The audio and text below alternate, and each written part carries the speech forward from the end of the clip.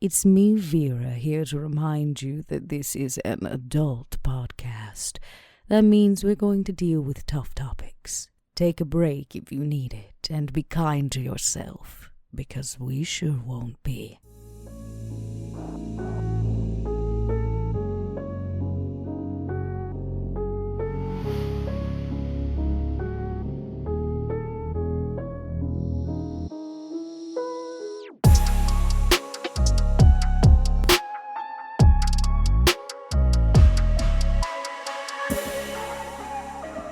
Hello, everybody, and welcome back to Stitch of Fate, a Vampire the Masquerade 5th edition podcast. As always, I am your storyteller, Mike Martin, and today joined by the one and only Josh, aka Shaun, aka Sava.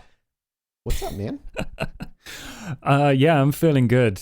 Excited about this because it's a little mysterious going into this one. There's history we haven't fully gone over for Shaun. Yeah. So yeah, a little peek behind the curtain for people listening. We had a guest lined up, but then we had some technical difficulties on their end, so they're going to get bumped a little bit, and we're going to do something different today. And yeah, Josh has no idea what I have planned for him. I kind of it kind of hit me last night because we only had like 24 hours to figure out what we were going to do. I kind of like it like that though. Yeah, flying by the seat of your pants. Surprise mystery. Yeah, exactly. And we'll see what ends up happening. But before we get going, a big thank you to everybody over on patreon.com/podbynight. We wouldn't be able to do any of this without you guys. You guys have been supporting us now for almost a year or something crazy like that. It's been, wild ride. Yeah, we have got a bunch of new members up there, but the big thing that got announced recently, if you missed it on any of the podcast announcement or the YouTube channel, is that our community game is being put together, or is kind of going right now. Yeah. That is being going under the purview of Josh himself. So, Josh, tell us what this game is like. Oh man, pitch it to somebody who would be interested in playing. Give me the pitch. The pitch. The pitch is: do you want to play a character inside the Pod by Night universe? Because we are doing a play by post on our Discord, where we've already had people joining factions, doing little bits of RP with each other, creating vampires, and learning about the city of Gary, Indiana, where we're setting it. And we're also going to be combining that with like a monthly stream where the factions like decide what they're going to do in the city, and they get to like take turf and like backstab each other and take over and try and get resources and be horrible vampires. And I am looking forward to the stories that it creates, kind of big and small scale. It's going to be really fascinating. But yeah, that's already going. Yeah, in the background of all main games that people play, there's always this idea of low-level kindred always fighting for little turfs and always having these little, aggressive battles or wars with each other. Just kind of fills out the background noise.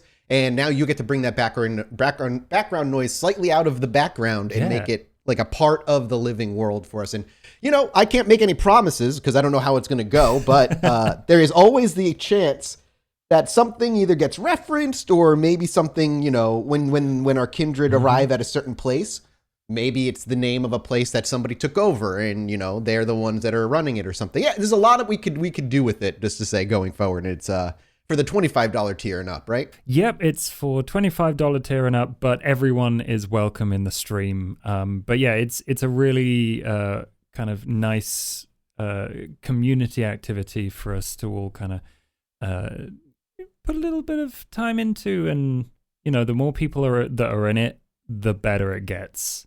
That's the way I see it. It's just going to get more chaotic, and if something explodes, it might turn up on the podcast. Who knows? Exactly.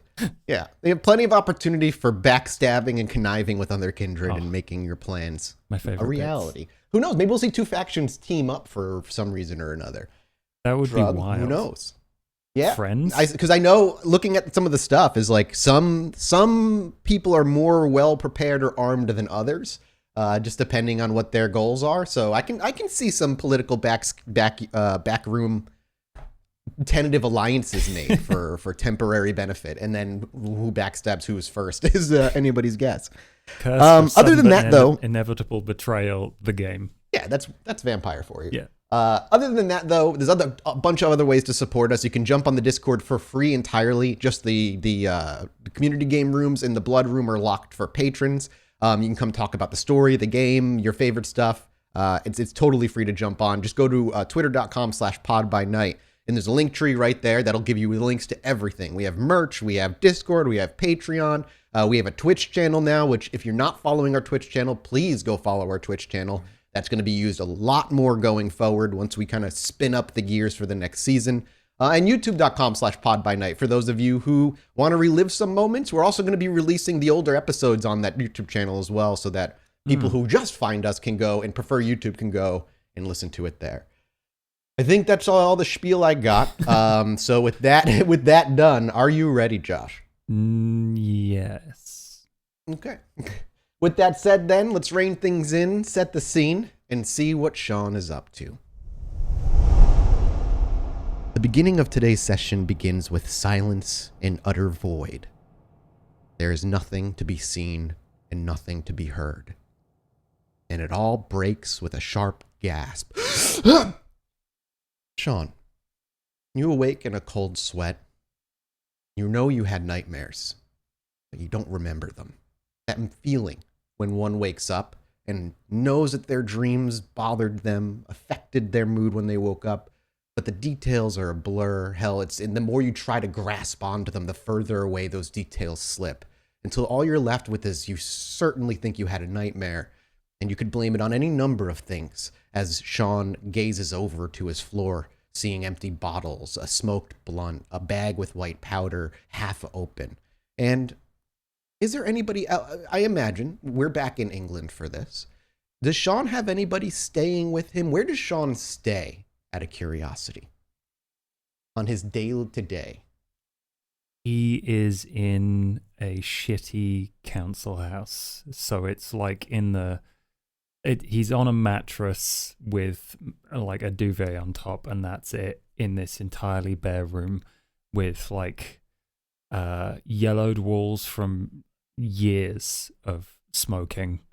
And I think there probably were a couple of people in the house when he fell asleep, however that happened. But they've probably found their own place by now. Can I get a wits and awareness check from you? Famously good at these. Yeah, your best. 2 successes.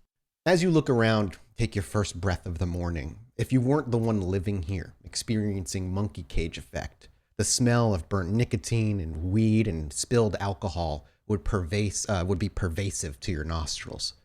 But this is your daily, and it smells like nothing to you.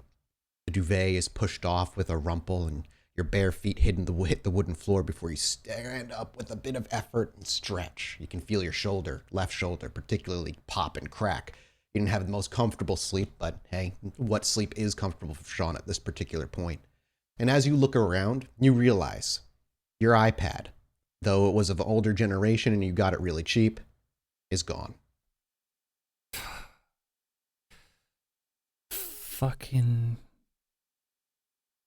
And with that mumble, he stumbles forward to the nearby counter and ruffles around to make sure everything hadn't been stolen. And the most important thing, as you round into the kitchen area and pull open a drawer, sat right on top is your single plane ticket, off to New York, not too long from now. You've been thinking about it for a while at this point, I imagine. Oh, yeah. He probably picks it up and, like, folds it a little bit and looks at it. Yeah, he's not sure if he wants to go. And that's been back and forth for a while for Shaun. On some nights you pick it up and you feel nothing but exuberance and excitement. The infinite possibility of New York, the ability to maybe take this, you'll call it your profession, and make real good money, or maybe just to hide away and disappear in New York. The options for New York are limitless, but on the same end, you know your town, you know your people, you know your place. You're safe here. You make a pretty okay stream of money with what you can sell and what you can't, but you wish you could do more. And there's that constant tug of war for Shaun as he's New York seems to be pulling him one way and England the other. But as he folds up the ticket, You can feel that thick paper kind of crease down the center. Do you pocket it or put it back in the drawer? He pockets it. And so we'll carry it for the day. As you look around, is there anything for breakfast that Shaun can grab here? Or does he usually kind of have to run out and grab something on the street? There's probably some stale cornflakes. I'm not sure if he could stomach that. So yeah, he's gonna go to the pasty shop. As you make your way down 2 flights of stairs from the 2nd floor out to the street, and you make your way through, the front of this building is a little pawn shop that sells some stuff up front, and you live just above it. Always noisy out here, even at the latest nights. A lot of people work at the pawn shop really late, and you're not sure what goes on down there half the time, but it keeps you up, we'll say, half the nights. And as you step out, the metal door kind of creaks and shuts. And as you enter the sidewalk and begin to walk your way to the Patsy shop, we'll say a pasty. Did you say pasty? Pasty, yeah.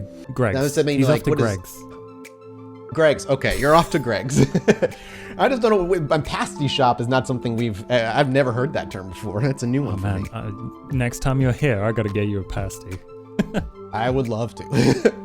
So you meander down the road. It's a couple blocks out as you kind of just stroll around. Most people not paying any heed to you, and occasionally you get this dirty look, usually from someone of the older generation as they walk by and undoubtedly smell the multiple inhibitions and sins that you imbibe in on a regular night waft their way into their nose like a strong perfume.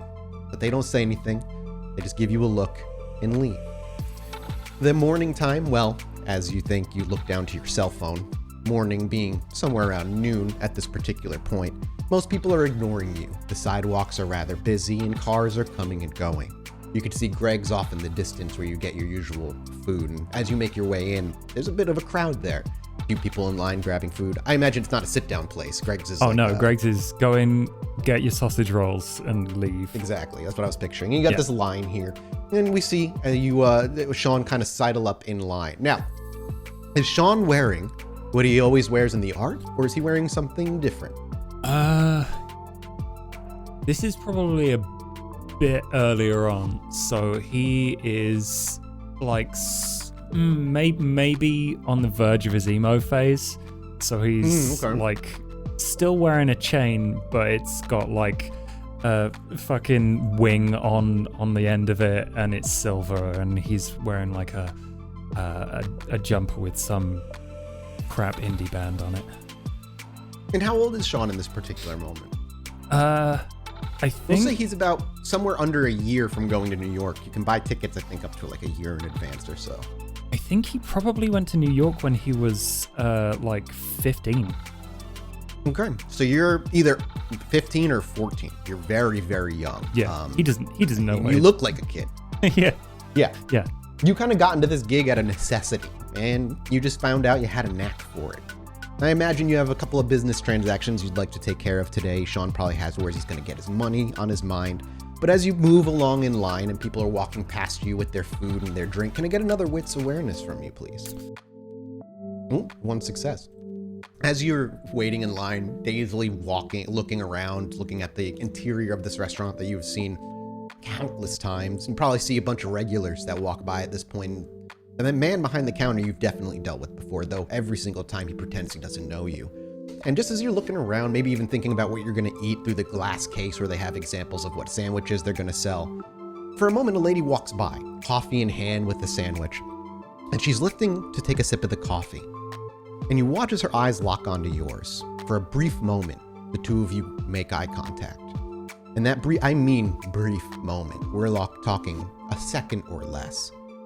And for that brief moment, when you lock eyes with her, she loses her pupils.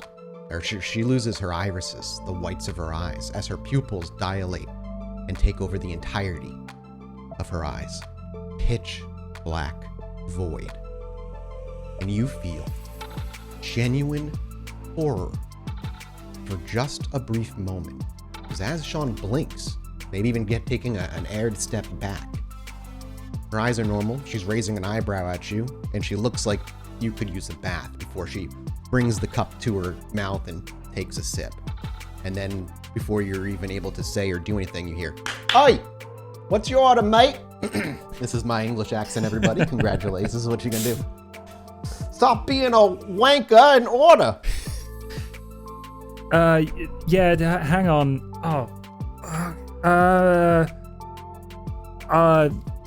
You're holding up the line. Steak slice. He yells back, a steak slice. Anything else? Yeah. Coffee, juice. What? Oh, nah. Just a cup of tea. Just a steak slice, then. Steak slice and a cup of tea. You know that girl? As you point back to her, she's walking out the door. He looks over and he's like, shakes his head. No? I see many faces every day. Yeah. Makes sense. Just stand over there. And he points an injection for you to wait as your order gets prepared. And he gives a shout for the next person, and the line continues to move. Most people give a pretty decent berth from you. And about 5 minutes in, your name is called. Shaun! And as you walk up, coffee and your steak slice. You watch Shaun grab both. I imagine for a while you're looking into everybody's eyes, gazing upon people in this shop, maybe just seeing if maybe you think for a moment, did I do mushrooms last night? And as you think, you pat your pockets, you look in, you feel around. Mushrooms? No, you're like 90% sure you didn't do mushrooms last night. Yeah. You're pretty sure. It's hard to know. Could be an acid flashback. That's happened a couple of times with you. But yeah, you're not entirely sure. Yeah, he's probably real weird leaving this Greg's. Like, he leans over to grab like the greasy package and he's like looking the guy in the eyes. Thank the guy you. looks at you. The guy looks at you and he's like, you're welcome, and doesn't really linger because he's got sandwiches to make. And He turns his back as he ties his dirty apron behind him, and back to work he goes. And Shaun sips his coffee and wearily, slowly walks out of the Greg's. You look at people. Nobody seems to have those eyes and that weird fear. It's actually hard to kind of remember how that feels. Like it was such an instant, just minutes ago. You have this pit in your stomach, but it's hard to put to words the terror Shaun felt, and your brain is likely trying to just box it away for now. You walk out the front door, a bell jingles as you leave. And where would Shaun go on a normal day? Are there friends he would meet up with? Is there a crew that he gets together with? Yeah, there's probably a park that he can reliably go to, because he can't, at this point, probably can't always afford a phone. Like, it's probably pay as you go, and he doesn't have any money. So he like just turns up at the park, and whichever members of the crew are there that day. Any particular that Shaun is very friendly with? Maybe even he would consider a true friend? Or does Shaun kind of keep... He's 14, 15. He's pretty naive, so I'm not quite sure where his mindset would be. Yeah, he's probably got a proper friend at this point. Like, even through all the weirdos and the dealers and the gangsters that he ends up hanging out with, I think is probably a true friend that he let's call him Ozzy. And Ozzy, like many in this crew, is at least a decade older than you. He's gotten along with everybody here, and he's even helped you get kind of kick-started in this little street hustle that you now kind of imbibe in. And you're not the only one of your age. However, you are a minority. There's only about 3 of you that can range between 18 and 14 at this point. Everybody else is well into their 20s, and Ozzy is one of those. As you walk in, finishing up your steak slice and hurling it in the nearby trash, and your coffee's still half full, you pull up a bench where you usually get together, and nobody's here right now. You hear some birds in the trees, and some people are walking by. Give it about 15 to 30 minutes. Eventually, here comes Ozzy. He's got long, scraggly black hair, a really long beard that is surprisingly well kept, much better kept than his hair is taken care of. It's a weird priority for him. And he's got these crystal blue eyes that just stand out amongst many. It kind of gives him a commanding presence amongst newer folk who are just kind of struck by how unique this man looks. He wears really long, baggy black pants with chains that dangle from the long pockets on the side, and his black t-shirt that simply has a skull on the front of it. And you would actually recognize it as the Marvel's Punisher skull. As he strides up, he plops down, and right next to you, he kind of spreads his legs and slouches into the wooden bench. And he reaches into one of his pockets, pulls out a bag of cigarettes and pops it open, bangs it a couple of times, and a cigarette pops out, and he just kind of hands it over to you to offer you a cigarette. You offering minors a cigarette in the park? You fucking weirdo. He gives you a really toothy grin, and you can see even his teeth are extremely like not taken care of, like missing a bunch. What's left is yellow. Truly the only two striking features. It's such a contrast. His beard, his eyes, with his hair and his teeth and his other appearance. But he doesn't say anything. He just gives you and pushes forward the cigarette. Are you going to take it? He grabs two. Shaun grabs two. Yeah. You grab two, put one in the pocket. He just kind of shuts the cardboard box of cigarettes and slides it back into his pocket before he just kind of flicks a lighter and lights your cigarette for you. I imagine Shaun takes a couple of puffs before he pops a cigarette in his mouth as well. And how was your night last night? Yeah. Fucking, I don't remember anything. It was probably a good night. So, massive, like, hangover though. I don't know what. It's just a weird day. What's up? He gives you another grin and he looks off into the sky, taking a long drag of his cigarette before blowing it out of both his nose and his mouth. And he says, yeah, you're still new. These nights that you forget things about, they'll become more regular over time. Good. But you got any business today? Got to go see family before we do anything, because I got a job I want to bring you along and I want to show you how it's done. But I want to make sure your bases are covered, nobody's looking for you, and you're okay. Well, my mum's in America, so I should... No. He gives you a confused look. Have you told me that before? I don't know. Maybe. He shakes his head. Me either. I have no idea. I apologize if he did and I forgot. And if I haven't, good to know. Nobody else you give a shit about here. Then we can just get going. No, it's fine. What is it? He nods and he says, huh? What is it? Oh, he looks around. He's like, come on now. We're in the middle of public. Let's walk. We'll talk. He stands up, brushes down his shirt of what few ashes kind of trickled onto it, takes another long drag of the cigarette, and just with one long drag, you watch that half a cigarette go down to the butt. He flicks it, holds it for a minute, and then with this relieved sigh, a bellow of smoke flows from his mouth like a chimney, sailing into the air above him. And he gives a gentle one cough. All right, kid, come on. And he waves for you before he starts making his way. Shaun takes a look around and then follows him. He walks you out of the park, back onto the sidewalks and back into town. But you take side streets, ones that aren't well traveled, even a couple of alleyways here and there. Before he's like, all right, what have you been selling? How have you been doing with it?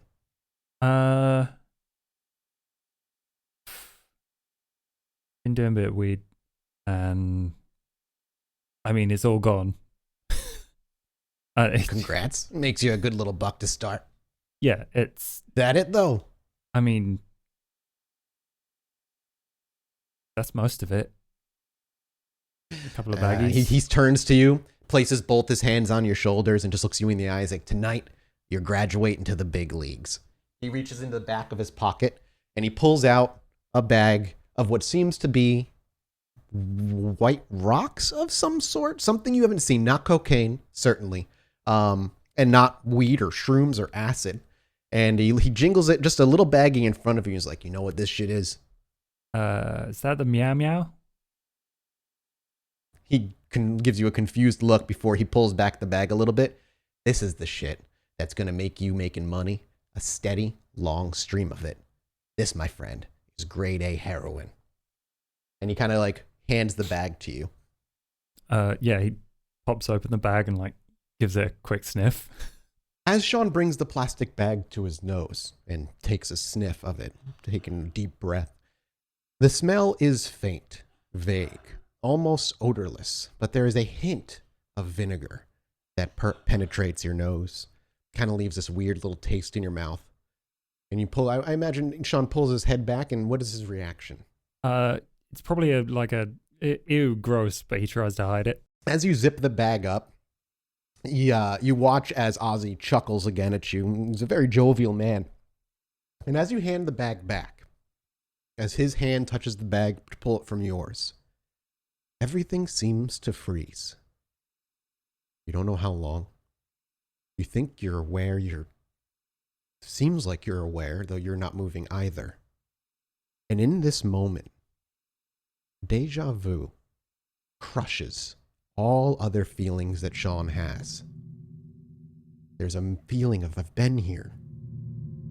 I've done this. When we move forward, we'll sell the drugs. The buyers will give us the money. There'll be a slight argument, but it should go off without a hitch. And then you let go of the bag. Everything flows freely, and you're not sure if that was a moment in time. Again, you think maybe I did take mushrooms last night. That 90% chance probably drops to a 70% chance in Shaun's mind. And just as quickly as it came, much like the nightmare, it dissipates. And all you're left with feeling is that general sense of deja vu. But that's a normal occurrence for people. Ozzy doesn't wince or blink at all. He pulls the bag from your hand and slides it back into the pocket he pulled it from on his right leg. And he just gives you a nod before pulling out another cigarette for himself, since you took two, and he lights it, putting the cigarettes back. Can we make this quick? And I got this weird feeling. Ozzy, you're gonna piss these guys off. Like, they're not gonna try and shoot you or anything stupid, but like, you're gonna have to drop your cut. He looks to you. Are you really a 15-year-old kid?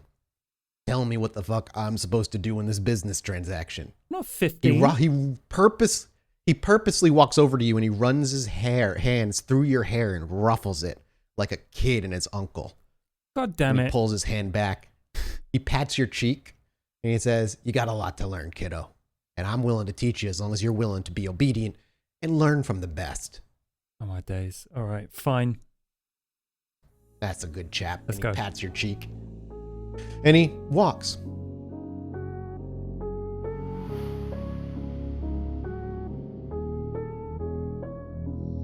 Oh, hi. It's me, Vera. While you're taking a break, take a moment to visit dieharddice.com. Die Hard Dice is a sponsor of this little podcast. They make what we do possible. During checkout, make sure to use the code Drac Pack. DRACPAK. And you'll get 10% off your entire purchase. And we get a little cut for our own resources.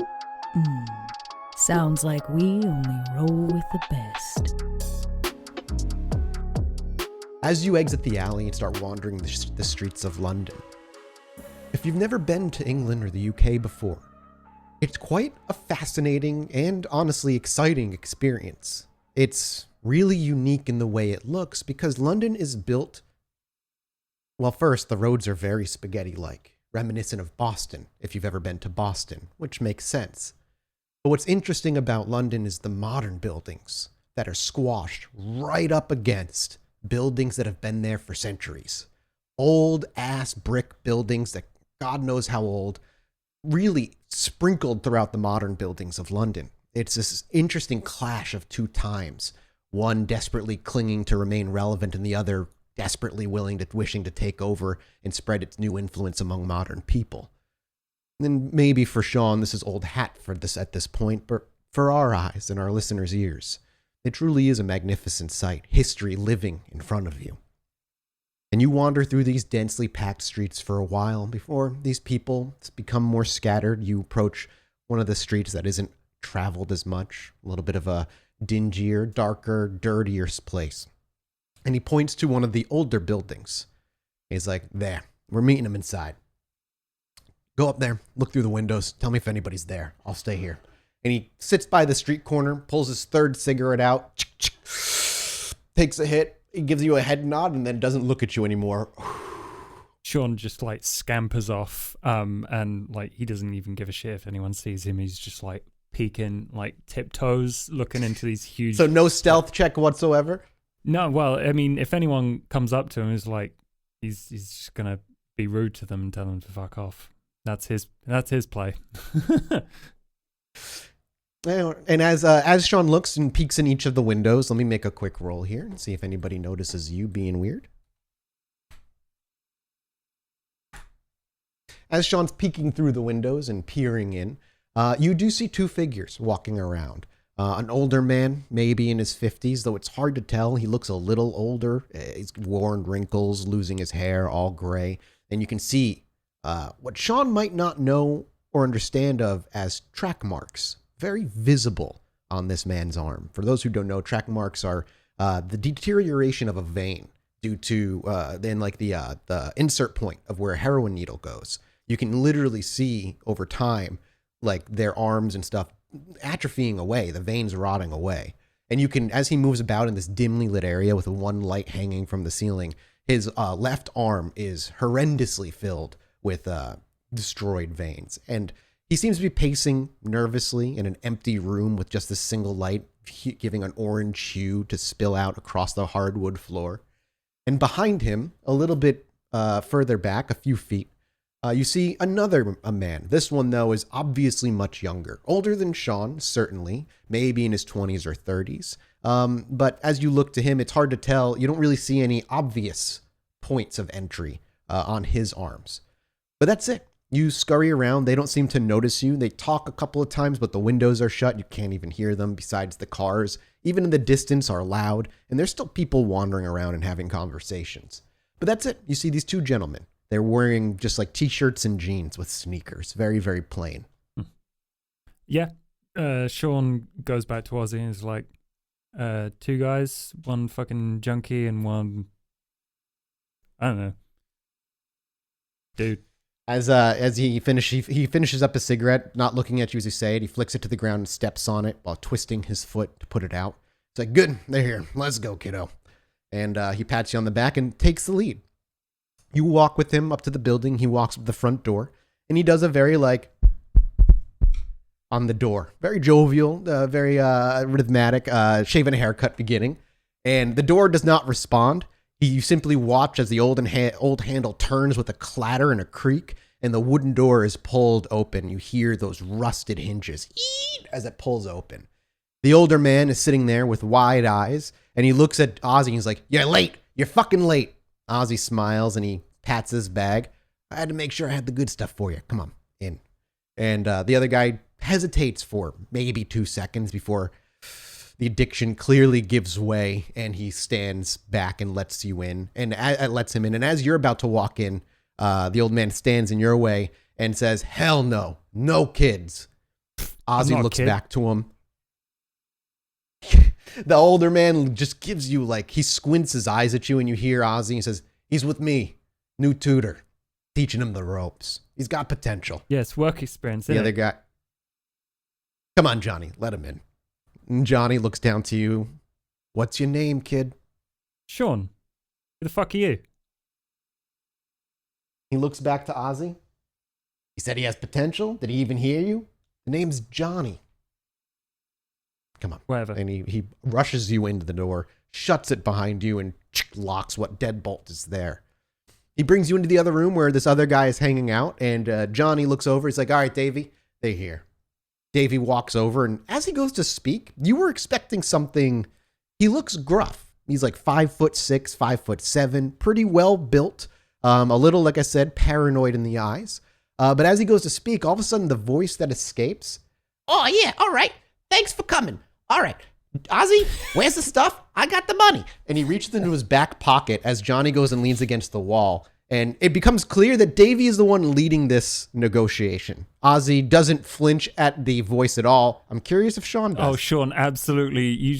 It's one of those he squeaks as he's grabbing his face, not trying not to let the laughter show. Okay. He looks over for a minute and raises an eyebrow, but doesn't seem to understand why you're laughing, and then goes back to Ozzy. He pulls out a wad of cash, and that's when Ozzy pulls out the plastic bag. All right, middleman it. Come on, Johnny. Johnny walks over. Johnny takes his hand out for the cash, and we're going to use your kid as the middleman for the heroin. Come on, kid. What's your name? And he shouts over to you. I thought you said he was good. Doesn't know my name. Whatever. I'm Shaun. Let's go. Let's do it. I like walk over and I grab stuff from Ozzy. All right. Ozzy lets the bag go, and you and Johnny face each other. You each open up a hand, and simultaneously you place things in each other's hands, and on the count of 3, you both let go.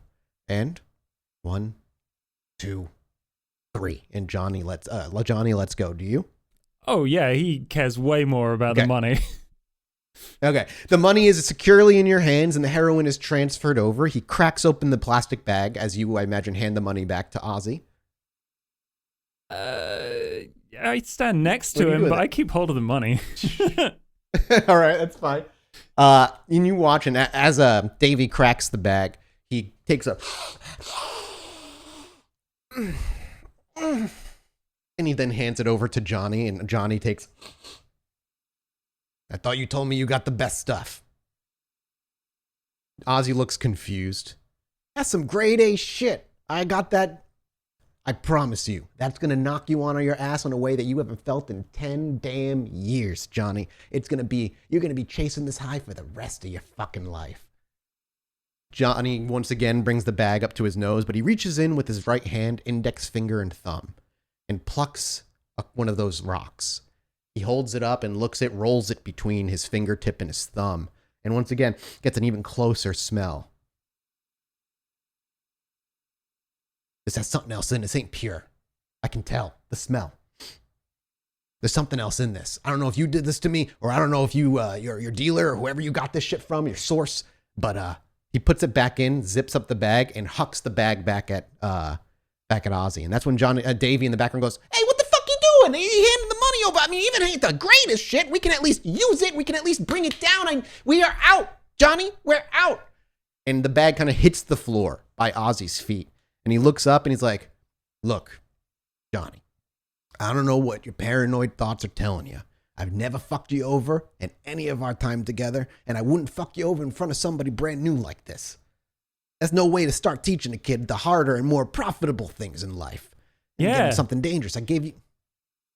Shaun kicks in. He cuts off Ozzy. Yeah, he's just like, "Yeah, I'm impressionable, and you better apologize to my business partner here."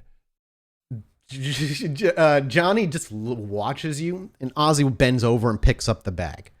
He puts it in his palm and very kindly and generously puts his hand forward for Johnny to take it.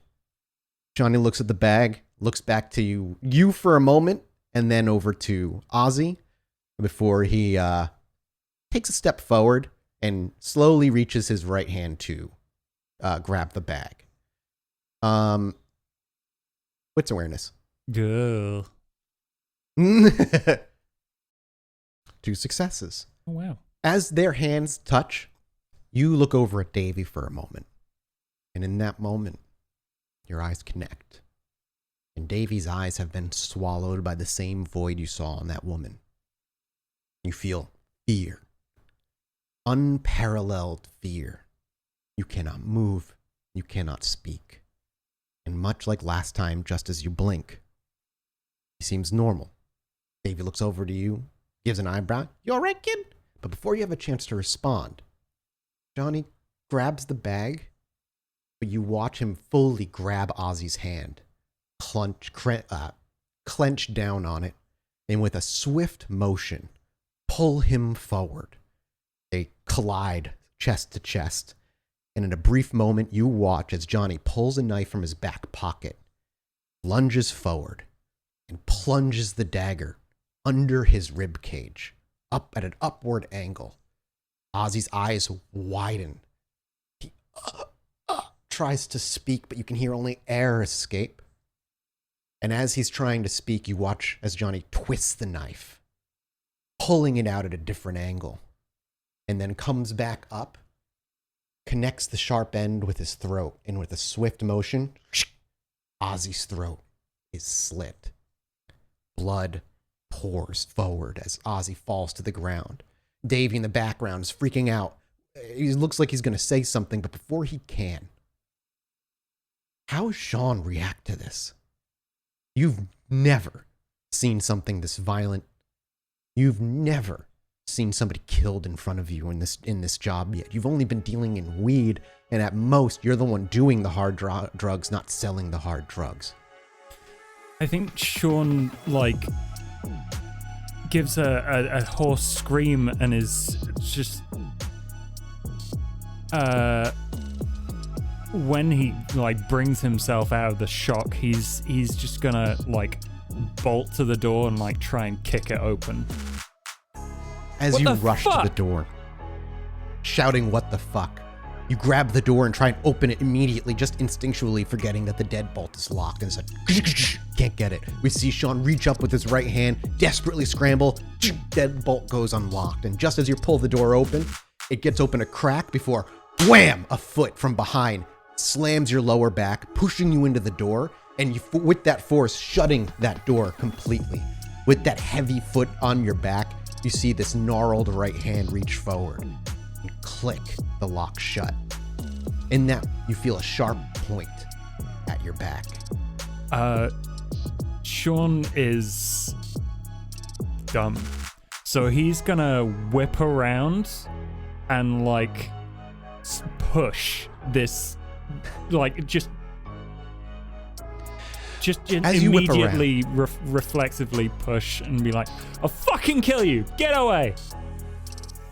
As you whip around, going to do that, when you look at the both of them, they both bear those void eyes.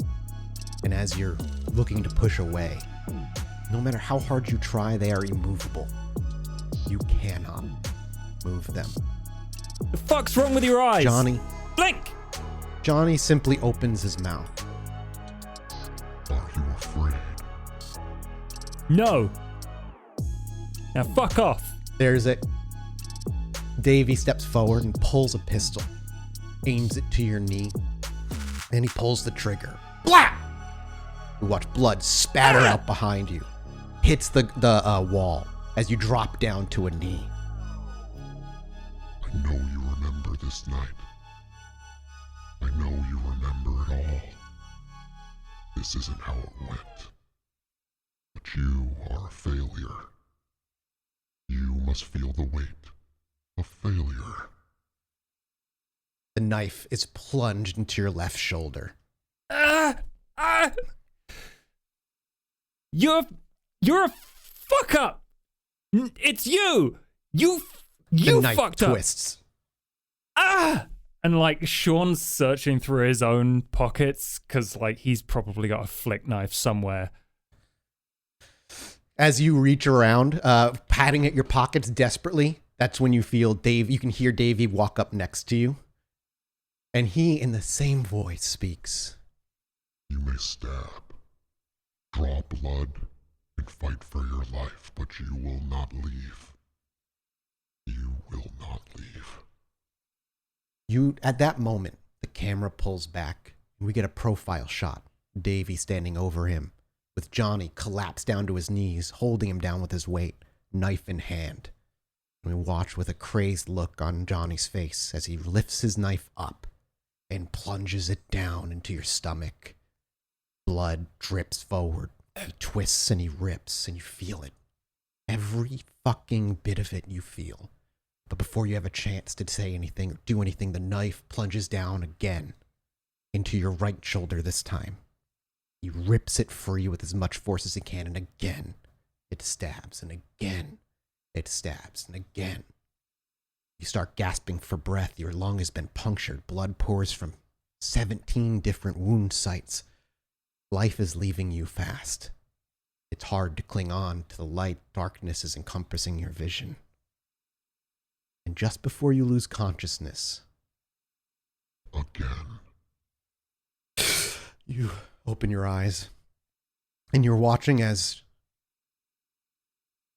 you both let go of the drug and the money. Johnny steps back and cracks the bag. Or rather, Davy steps back and smells the bag. And then he hands it to Johnny, who then also brings it to his nose. He looks at it confused, then back to Ozzy. You promised me the good shit. Don't bullshit. What the fuck is going on? Don't bullshit. It's Ozzy says it's pure, it's pure. Ozzy looks to you and then up. I mean, kid's right. If you're speaking out of line, that shit's grade A. I wouldn't fuck you, especially if I'm tutoring somebody new here. Why would I give you bad shit and teach a bad lesson only to maybe get myself in trouble? Hell fucking no. That is grade A. Johnny reaches in and pulls the crystal again and brings it to his nose. No, this is cut with something. This ain't pure. This ain't 100% pure. You cut it with something. That guy's got a knife. Zips up the bag. Don't let him get near you. What the? He zips up the Ziploc bag and hucks it to Ozzy's feet, but maintains eye contact with you. Ozzy puts a foot on the bag and looks to you. Listen, Shaun, I know this is your first time and everything, but you can't be so jumpy and so jittery. Gotta relax. I was fine like 5 minutes ago. They're hopped up on something. There's something wrong with their eyes. Look. Davey actually speaks up. Kid's right, Johnny. Listen, we haven't had anything in a long time. Even if it is cut with something, it's better than nothing. What if we pay him half and we just take it? Ozzy speaks up. It's pure, and you fuckers ain't paying half, all right? Either you take it and we take the money, or we swap it back and we go our separate ways and we just pretend this whole thing never fucking happened. Does Shaun say anything? Let's just go. Ozzy seems to ignore you for a moment. Then he reaches down and picks up the bag. Are we swapping or are you taking this? Johnny pauses for a moment. Ozzy reaches out his hand like he did last time. And Johnny reaches forward. Do you do anything? Yeah, Shaun's gonna run up and push the crackhead over. As you do so, in a panic, you rush over. Can I get a strength brawl from you? Ooh, yeah. Yeah, well, you know. Shaun's a weak, scraggly little human boy right now. 2. You run at him with what you can, both arms up, and you almost try to almost football tackle him as best you can. You actually are able to knock him back a step. He pushes back a step, he catches himself. And in that moment, you can see Ozzy looks panicked as Johnny looks to Davey and he says, as Johnny looks to Davey and Davey looks back to Johnny, it says, do it, let's get out of here. Davey pulls a pistol, levels it at you, pulls the trigger. You feel the bullet hit your chest. You get knocked back onto your ass. You scramble a bit as you put your hand to your chest and see blood coated as you bring it up. Ozzy looks down to you, but before he can say anything, as he's looking at you, he watches a bullet enters his head. Skull and brain bit spatter onto the ground, and his eyes, once full of life in that moment, are lifeless. And he falls down, gazing empty in your direction. Once again, Johnny walks over to you and puts a foot on the bullet wound, causing immense pain. And in that moment, as you look him in the eyes, the void is returned. I don't understand. You are meant to fail in everything you do. And he collapses down on top of you, pulls a knife out of his back, and plunges the knife again into your shoulder and into your chest, over and over and over again. Before you're back. But Ozzy isn't there. Your mother is. In Ozzy's place, she looks haggard. Hasn't showered in days. Her hair is so greasy. The clothes are days old, dirty, and she smells of cigarettes and booze. And now she's talking to him. Listen, I would not fuck you up. I'm taking my boy on this. This is our only chance at getting somewhere to sleep tonight. So please, just take it. I promise you I didn't do anything with it. That's when Johnny pulls the bag open, tosses it to Davy, and Davy smells it. And he hands it to Johnny. So he pops open the bag and brings it to his nose. No, you cut this with something, bitch. You cut this with something. I don't care if you're just trying to find a little mistake. Wait. And Shaun, like, moves and stands in front of his mum. And he's like, we wouldn't fuck with you. What's it worth? Discount.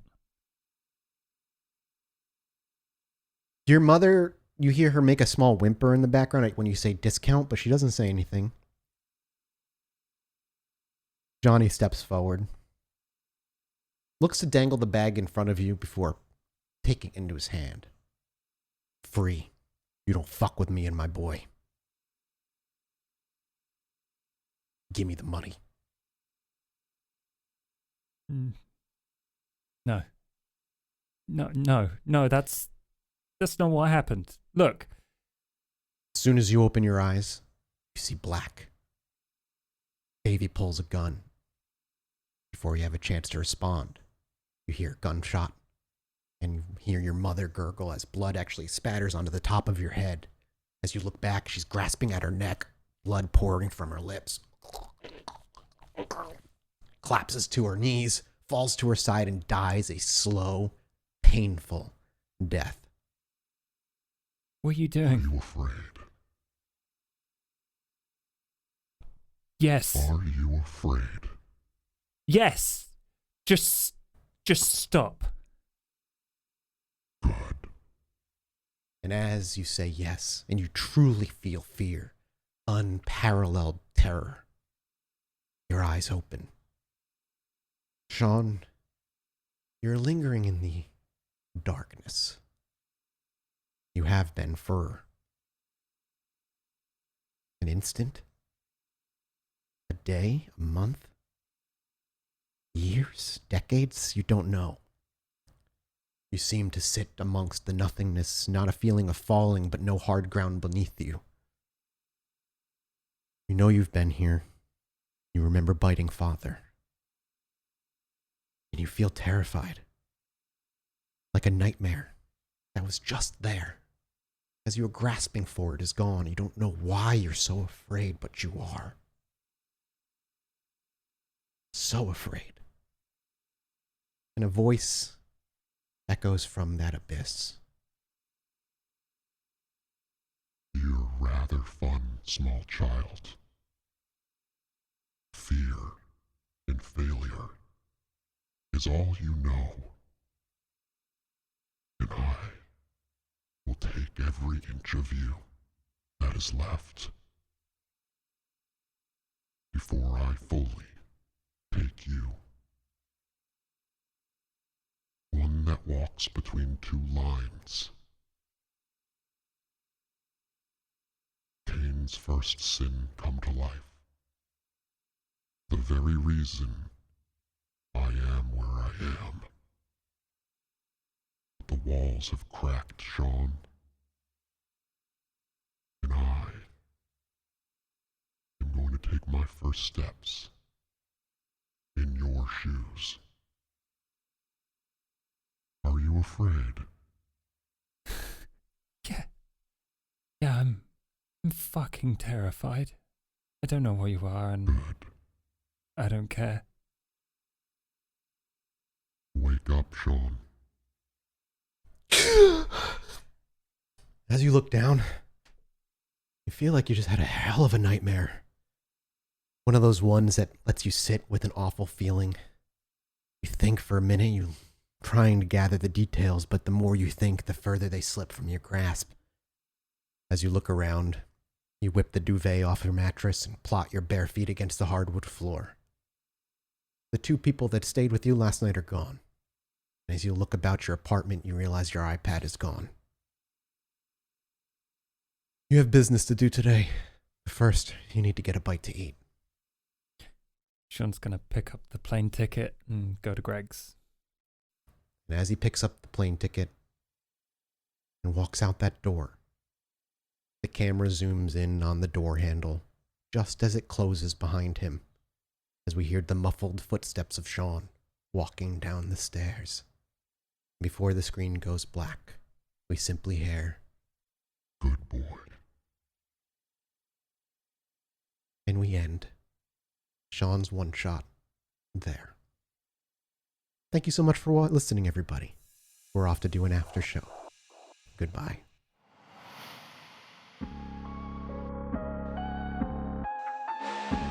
Do Vera a little favor, would you? Break out that Masquerade Preach in your pocket and follow us on Facebook and Twitter at PodByNight or state your fate. Make sure to leave us a little 5-star rating and review, would you? And if you don't, well, I guess I'll just have to send Max after you.